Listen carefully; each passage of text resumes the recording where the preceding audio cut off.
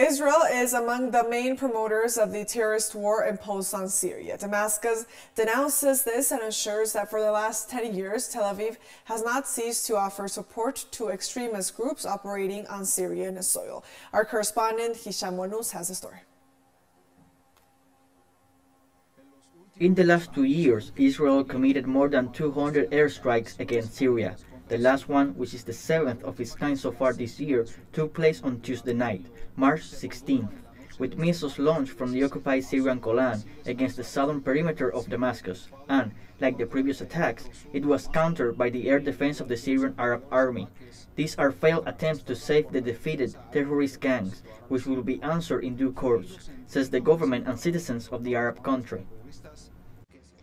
Syria is ready to respond to any aggression, and the Syrian Arab Army is prepared to face Israeli aggression against Syrian territory as part of the war against terrorism and its sponsors, especially the Zionist entity, the main sponsor of terrorism in Syria.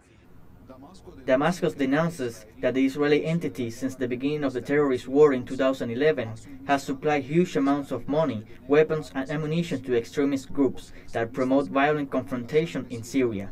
This was confirmed when the Syrian army discovered several warehouses of Israeli-made weapons and food in the liberated areas in southern Syria, near the occupied Syrian Golan. The Israeli aggressions take place in the context of continuous logistic support of Israeli entities to the terrorist groups operating in Syria to destabilize the whole region. There are intelligence reports that said that Israeli entities reactivated terrorist cells that attack positions of the Syrian Arab Army in the southern region of Syria.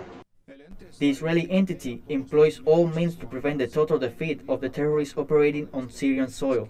Besides the continuous bombing and the supply of weapons and ammunition, the Israeli occupation troops transport wounded extremists to occupied Palestine for treatment and then return them to the battlefields in Syria.